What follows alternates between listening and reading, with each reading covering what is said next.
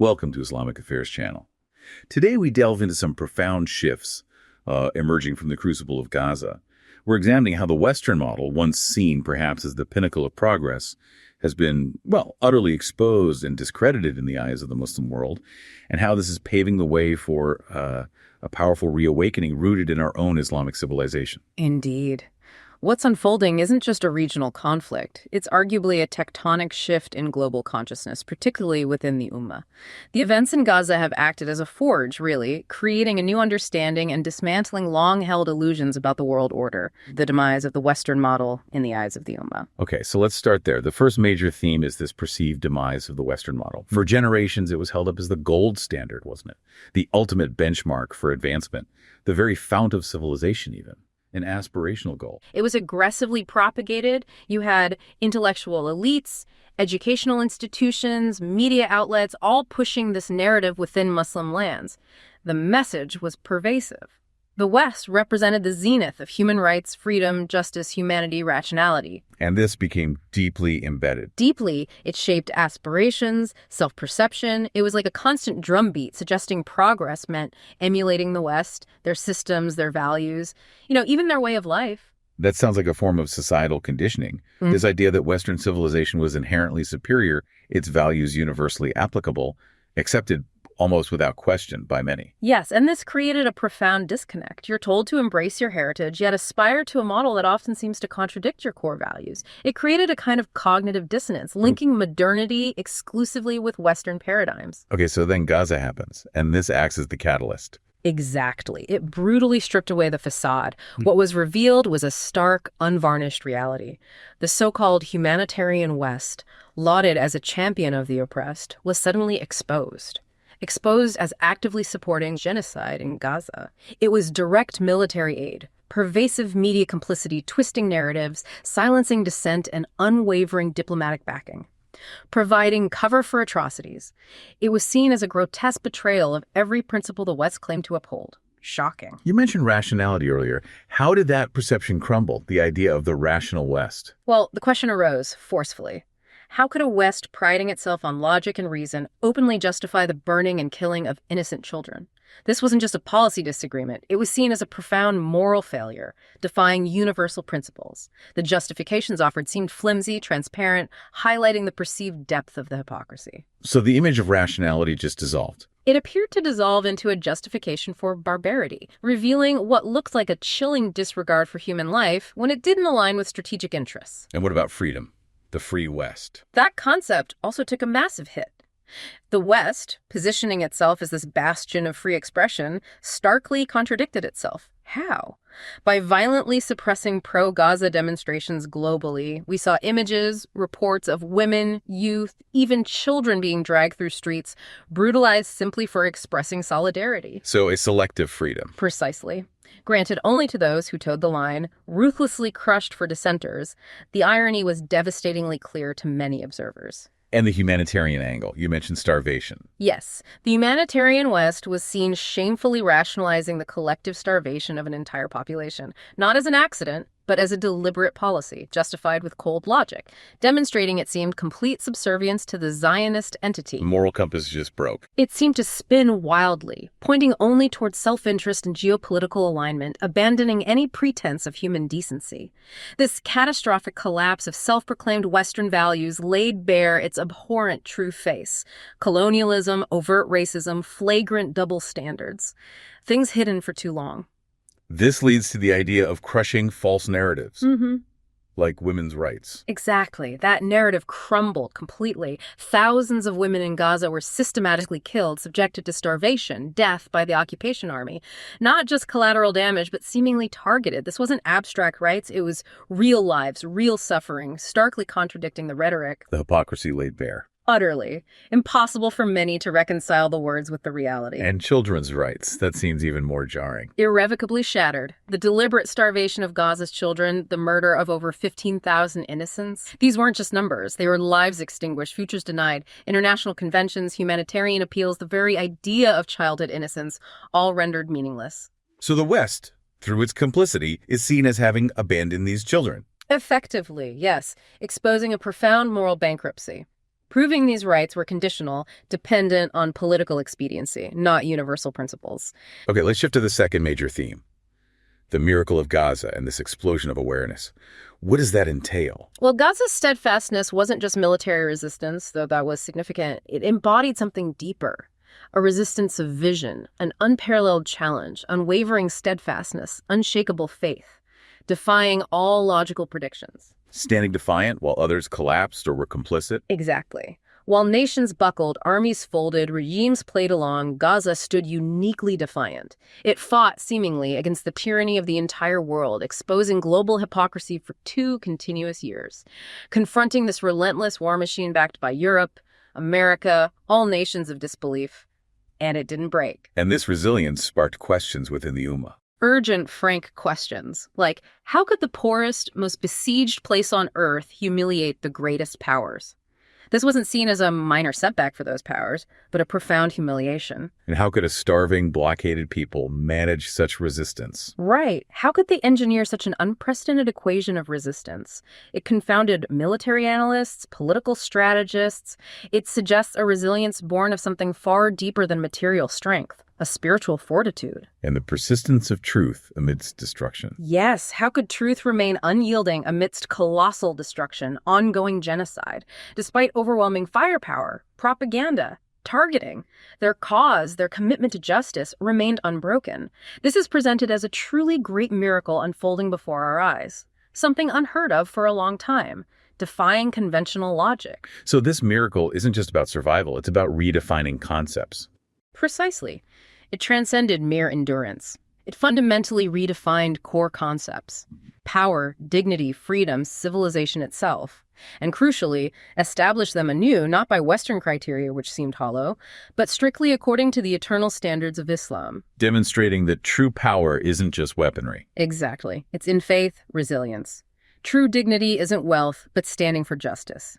True civilization is measured by its humanity, not its technology or economy. It's a complete reorientation, pulling the Ummah back to its authentic Islamic roots.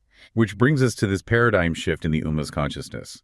The idea that for decades, the pursuit of progress involved imitating the West. Yes, a misguided path, it's now argued. This imitation touched almost every aspect of Muslim societies. Look at politics. Attempts to emulate Western systems resulted almost exclusively in widespread tyranny, brutal dictatorships. It led to oppressive regimes serving foreign interests, not their own people. The promise turned into a nightmare. And education suffered similarly. Profoundly. Adopting Western models produced cultural westernization and a subservient mentality towards the disbelieving West. Children were taught to admire and serve a foreign model, often alienated from their own roots, viewing their own civilization as inferior.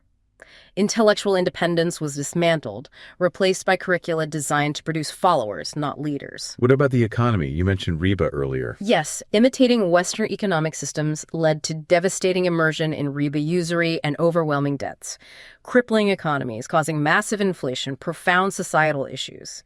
This deviation from Islamic principles of finance led to dependency exploitation, a system designed for perpetual indebtedness, not sustainable prosperity, dragging nations into instability and suffering. Even arts and culture were affected. Absolutely. Emulating Western arts, it's argued, plunged societies into moral dissolution, immorality, depravity, forbidden acts. What was framed as artistic freedom often devolved into celebrating things, contradicting Islam's moral framework, eroding community fabric.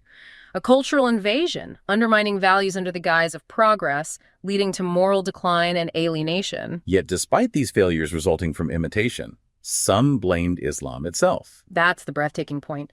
Certain secular factions, a fifth column, shamelessly blamed Islam for the Ummah's failures, ignoring the fact that governance, arts, entertainment, riba-based economies, even armies, were largely controlled by secular elites or served Western interests. Yet they pointed the finger at Islam, whose principles have been largely sidelined. That seems fundamentally illogical. It's described as unequivocally the most idiotic idea conceivable to the human mind. An unparalleled audacity, attributing the failures of secular leadership, failures born from adopting Western models, to Islam itself, a complete inversion of reality. But now this charade is seen as exposed. Unequivocally exposed.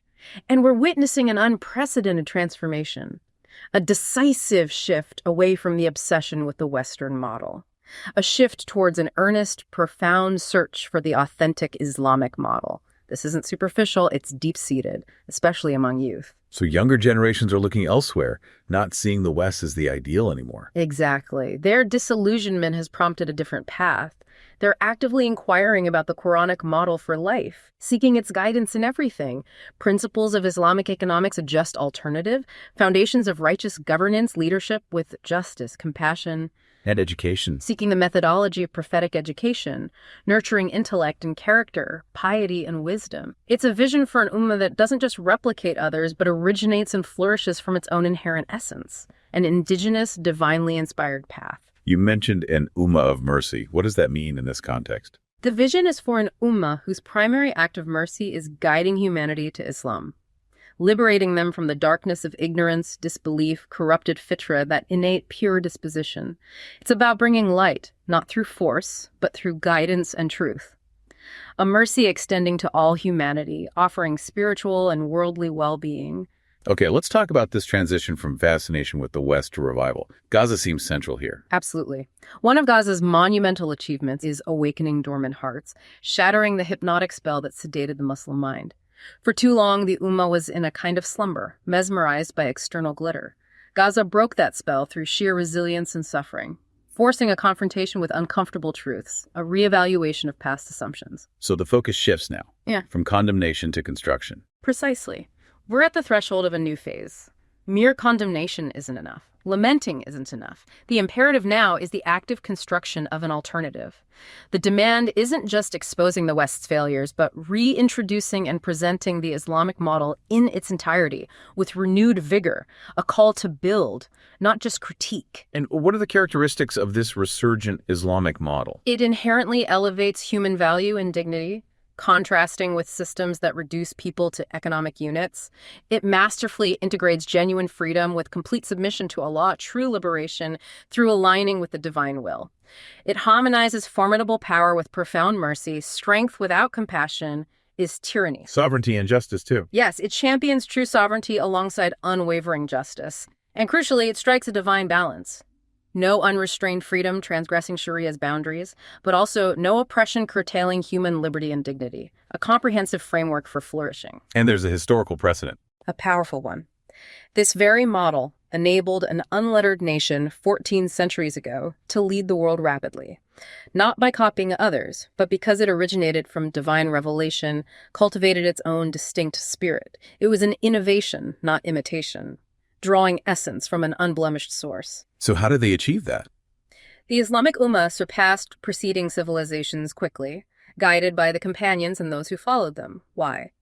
Because they adhered faithfully to the Quran and Sunnah as their complete methodology of life. Their success was a direct result of applying Islamic principles comprehensively: governance, education, economy, relationships. A holistic approach. Which implies our current state is due to abandoning this. That's the stark conclusion presented. Our current deplorable state is a direct consequence of abandoning the Quran and Sunnah as a comprehensive guide. State management, schooling, homes, streets, economy, where we deviated from this divine methodology, we found disarray and decline. The correlation seems undeniable. This leads to a direct message, a call to consciousness for every Muslim. Yes, a powerful exhortation. O children of the Ummah, suffice it, enough of self-abasement and self-diminishment. The time for internalizing inferiority is over. End the glorifying and polishing of the West's image, its true face is revealed, and the ignorance of our magnificent heritage full of achievement, excellence, triumph, and the despising of our own sacred concepts, the bedrock of identity and strength.